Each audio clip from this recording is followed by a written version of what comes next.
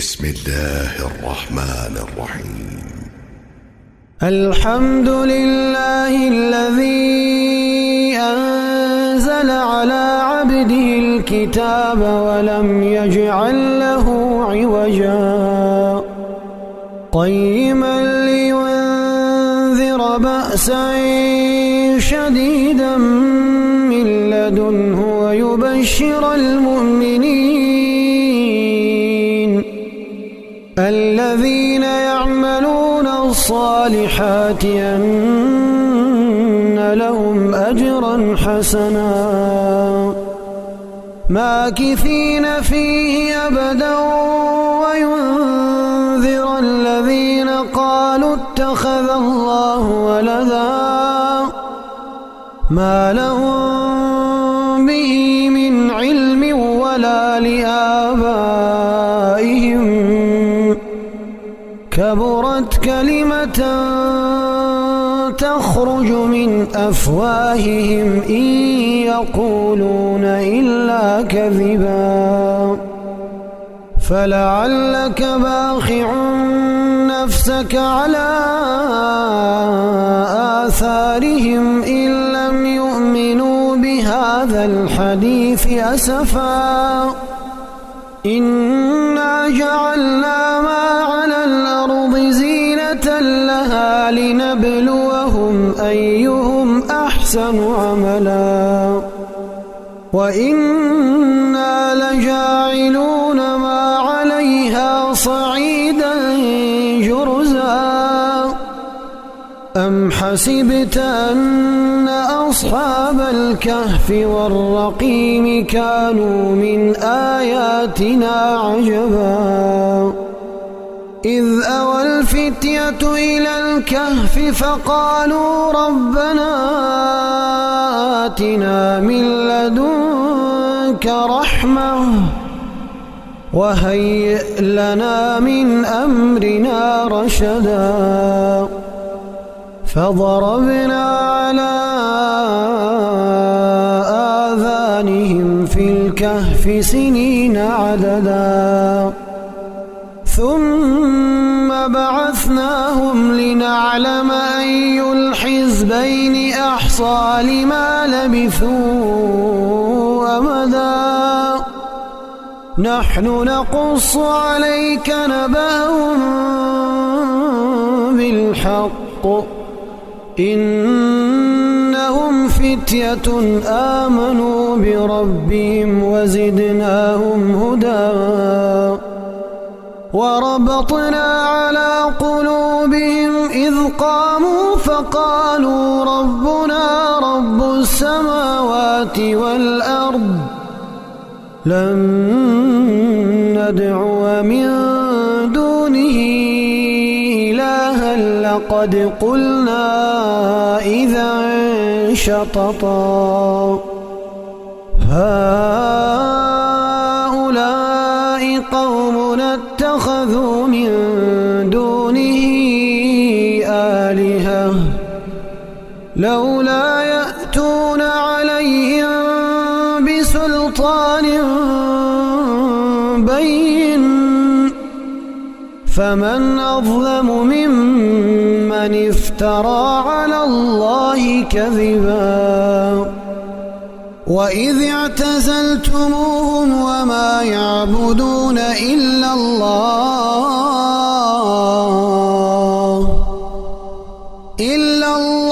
فأووا إلى الكهف ينشر لكم ربكم من رحمته ويهيئ لكم من أمركم مرفقا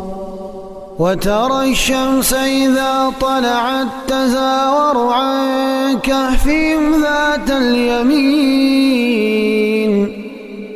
وإذا غربت تقرضهم ذات الشمال وهم في فجوة منه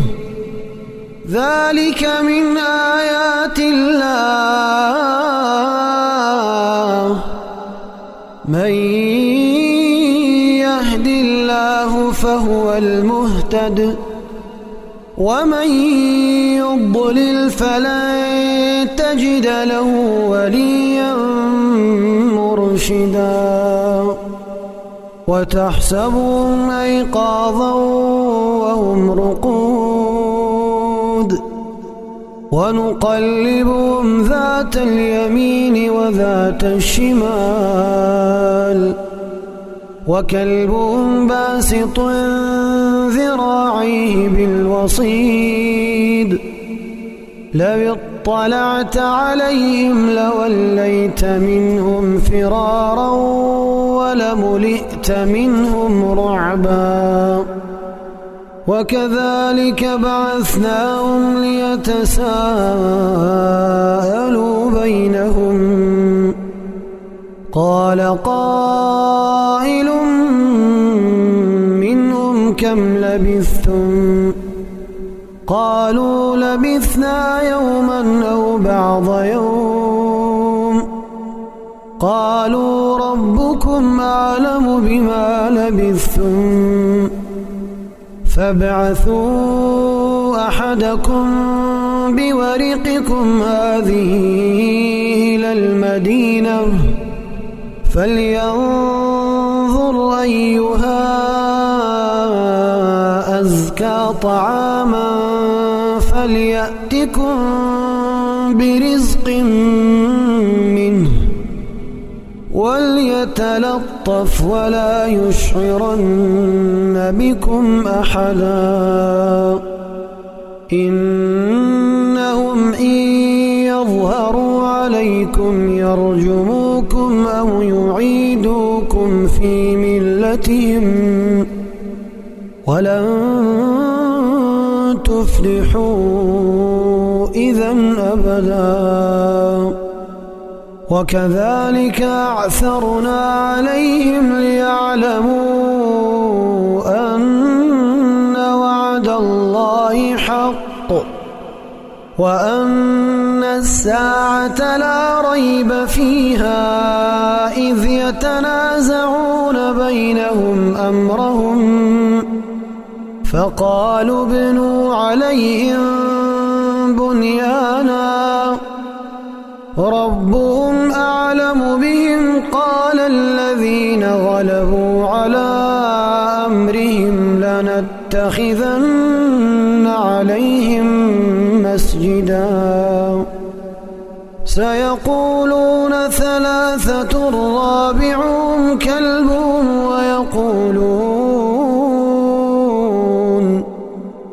ويقولون خمسة سادسهم كلبهم رجما بالغيب ويقولون سبعة وثامنهم كلبهم قل ربي أعلم بعدتهم ما يعلمهم إلا قليل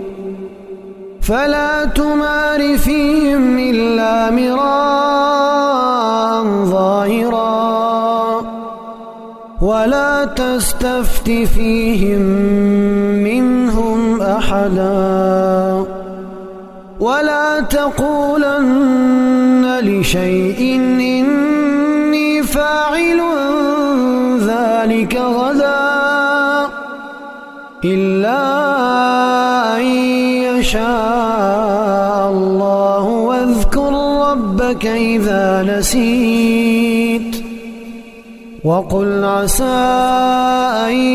يهديني ربي لأقرب من هذا رشدا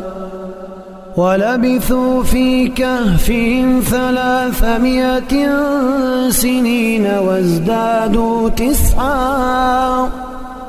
قل الله أعلم بما لبثوا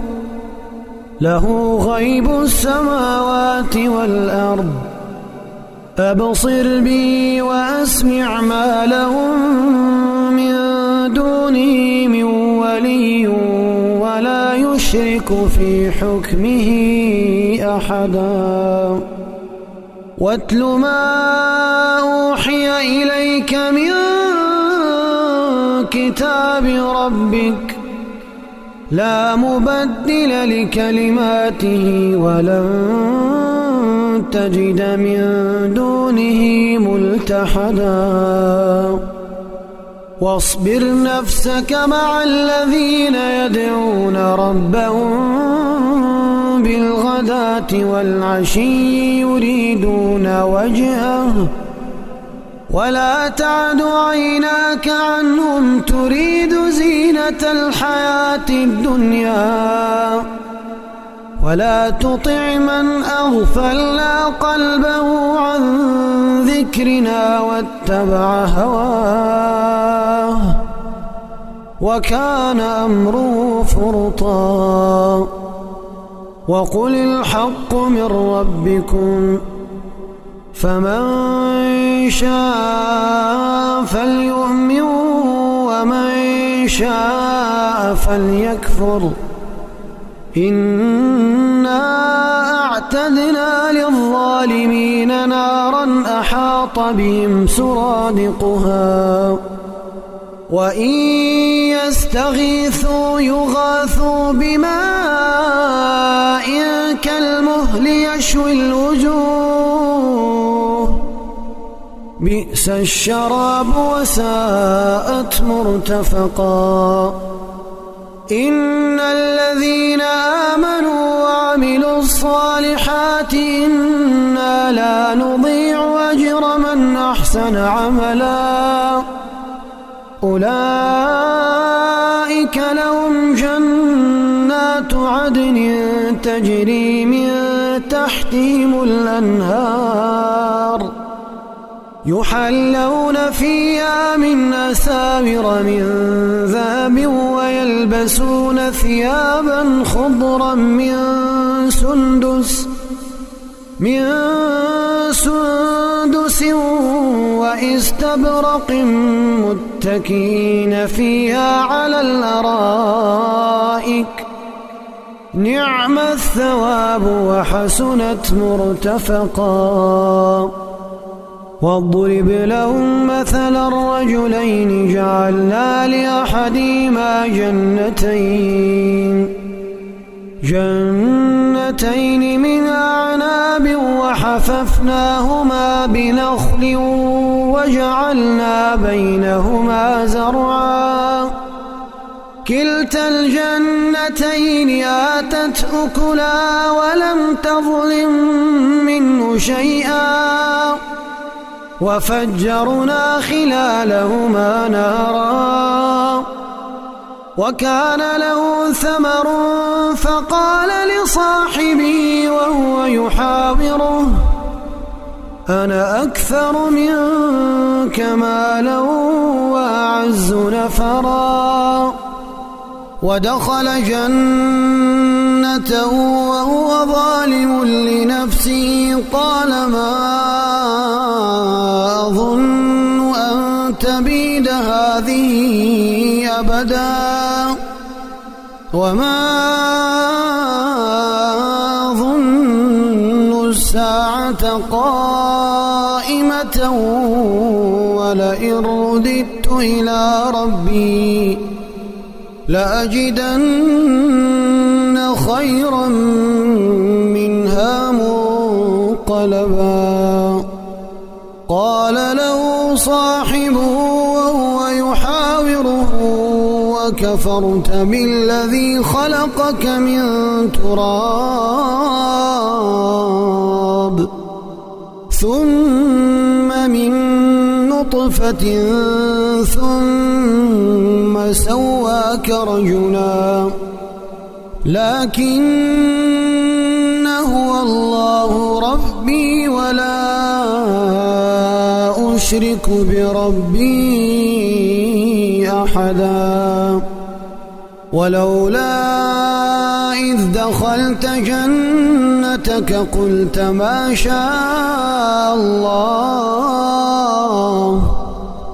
لا قوة إلا بالله إن ترني أنا أقل منك مالا وولدا فعسى ربي أن يؤتي يؤتيني خيرا من جنتك ويرسل عليها حسبانا من السماء فتصبح صعيدا زلقا أو يصبح ماؤها غورا فلن تستطيع له طلبا وأحيط بثمره فأصبح يقلب كفيه على ما أنفق فيها وهي خاوية على عروشها ويقول يا ليتني لم أشرك بربي أحدا ولم تكن له فئة ينصرونه من دون الله وما كان منتصرا هنالك الولاية لله الحق هو خير ثوابا وخير عقبا واضرب لهم مثل الحياة الدنيا كماء إن أنزلناه من السماء فاختلط به نبات الأرض فأصبح هشيما تذروه الرياح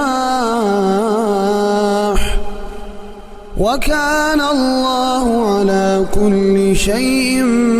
مقتدرا المال والبنون زينة الحياة الدنيا والباقيات الصالحات خير عند ربك ثوابا وخير أملا ويوم نسير الجبال وترى الأرض بارزة وحشرناهم فلم نغادر منهم أحدا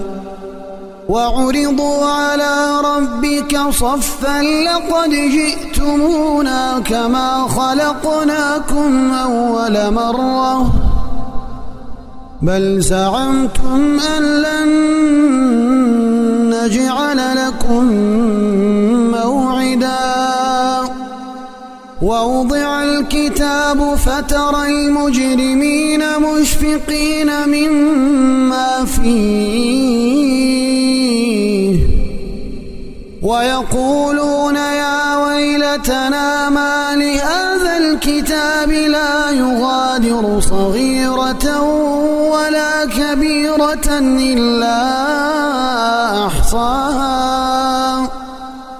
ووجدوا ما عملوا حاضرا ولا يظلم ربك أحدا وإذ قلنا للملائكة اسجدوا لآدم فسجدوا إلا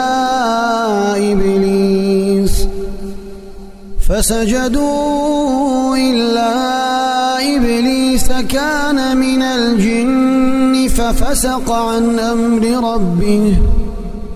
أفتتخذونه وذريته أولياء من دوني وهم لكم عدو بئس للظالمين بدلا ما أشهدتم خلق السماوات والأرض ولا خلق أنفسهم وما كنت متخذ المضلين عضدا ويوم يقول نادوا شركائي الذين زعمتم فدعوهم فلم يستجيبوا لهم وجعلنا بينهم موبقا ورأى المجرمون النار فظنوا أنهم مواقعوها ولم يجدوا عنها مصرفا ولقد صرفنا في هذا القرآن للناس من كل مثل وكان الإنسان أكثر شيء جدلا وما منع الناس أن يؤمنوا إذ جاءهم الهدى ويستغفروا ربهم إلا أن تأتيهم سنة الأولين أو يأتيهم العذاب قبلا وما نرسل المرسلين إلا مبشرين ومنذرين ويجادل الذين كفروا بالباطل ليدحضوا به الحق واتخذوا آياتي وما أنذروا هزوا ومن أظلم ممن ذكر بآيات ربه فأعرض عنها ونسي ما قدمت يداه إنا جعلنا على قلوبهم أكنة أن يفقهوه وفي آذانهم وقرا وإن تدعوهم إلى الهدى فلن يهتدوا إذن أبدا وربك الغفور ذو الرحمة لو يؤاخذهم بما كسبوا لعجل لهم العذاب بل لهم موعد لن يجدوا من دونه موئلا وتلك القرى أهلكناهم لما ظلموا وجعلنا لمهلكهم موعدا وإذ قال موسى لفتاه لا أبرح حتى أبلغ مجمع البحرين أو أمضي حقبا فلما بلغا مجمع بينهما نسيا حوتهما فاتخذ سبيله في البحر سربا فلما جاوزا قال لفتاه آتنا غداءنا لقد لقينا من سفرنا هذا نصبا قال أرأيت إذ أوينا إلى الصخرة فإني نسيت الحوت وما أنسانيه إلا الشيطان أن أذكره واتخذ سبيله في البحر عجبا قال ذلك ما كنا نبغي فارتدا على آثارهما قصصا فوجدا عبدا من عبادنا آتيناه رحمة من عندنا وعلمناه من لدنا علما قال له موسى هل أتبعك على أن تعلمني مما علمت رشدا قال إنك لن تستطيع معي صبرا وكيف تصبر على ما لم تحط به خبرا قال ستجدني إن شاء الله صابرا ولا أعصي لك أمرا. قال فإن اتبعتني فلا تسألني عن شيء حتى أحدث لك منه ذكرا. فانطلقا حتى إذا ركبا في السفينة خرقا قال أخرقتها لتغرق أهلها لقد جئت شيئا إمرا. قال ألم أقل إنك لن تستطيع معي صبرا. قال لا تؤاخذني بما نسيت ولا ترهقني من أمري عسرا. فانطلقا حتى إذا لقيا غلاما فقتله قال قتلت نفسا زكية بغير نفس لقد جئت شيئا نكرا. قال ألم أقل لك إنك لن تستطيع معي صبرا. قال إن سألتك عن شيء بعدها فلا تصاحبني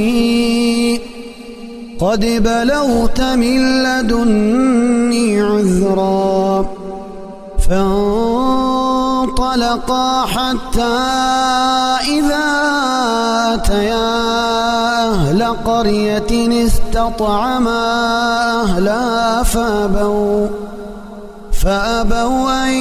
يضيفوهما فوجدا فيها جدارا يريد أن ينقض فأقامه. قال لو شئت لاتخذت عليه أجرا. قال هذا فراق بيني وبينك سأنبئك بتأويل ما لم تستطع عليه صبرا. أما السفينة فكانت لمساكين يعملون في البحر فأردت أن أعيبها وكان وراءهم ملك يأخذ كل سفينة غصبا. وأما الغلام فكان أبواه مؤمنين فخشينا أن يرهقهما طغيانا وكفرا. فأردنا أن يبدلهما ربهما خيرا منه زكاة وأقرب رحما. وأما الجدار فكان لغلامين يتيمين في المدينة وكان تحته كنز لهما وكان أبوهما صالحا. فأراد ربك أن يبلغا أشدهما ويستخرجا كنزهما رحمة من ربك وما فعلته عن أمري ذلك تأويل ما لم تسطع عليه صبرا. ويسألونك عن ذي القرنين قل سأتلو عليكم منه ذكرا. إنا مكنا له في الأرض وآتيناه من كل شيء سببا فأتبع سببا حتى إذا بلغ مغرب الشمس وجدها تغرب في عين حمية ووجد عندها قوما قلنا يا ذا القرنين إما أن تعذب وإما أن تتخذ فيهم حسنا. قال أما من ظلم فسوف نعذبه ثم يرد إلى ربه فيعذبه عذابا نكرا. وأما من آمن وعمل صالحا فله جزاء الحسنى وسنقول له من أمرنا يسرا. ثم أتبع سببا حتى إذا بلغ مطلع الشمس وجدها تطلع على قوم لم نجعل لهم من دونها سترا. كذلك وقد أحطنا بما لديه خبرا. ثم أتبع سببا حتى إذا بلغ بين السدين وجد من دونهما قوما لا يكادون يفقهون قولا. قالوا يا ذا القرنين إن يأجوج ومأجوج مفسدون في الأرض فهل نجعل لك خرجا على أن تجعل بيننا وبينهم سدا. قال ما مكني فيه ربي خير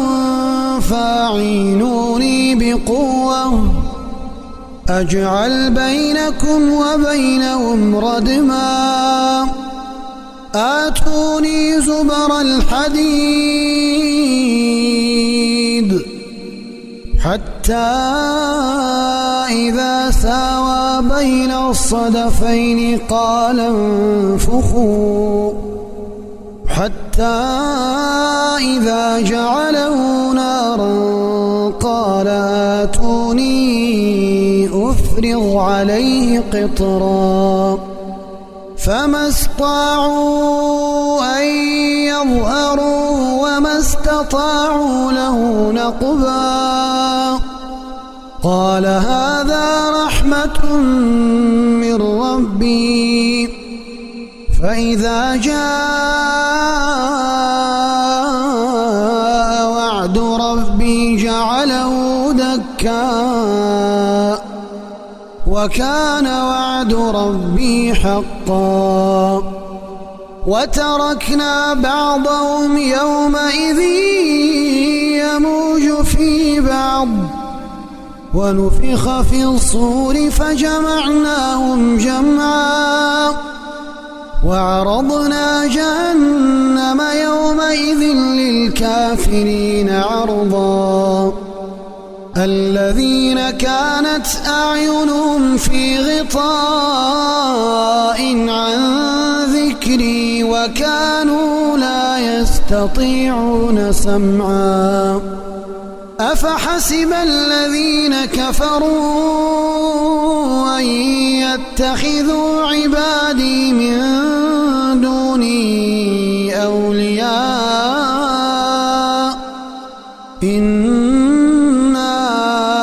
أعتدنا جهنم للكافرين نزلا.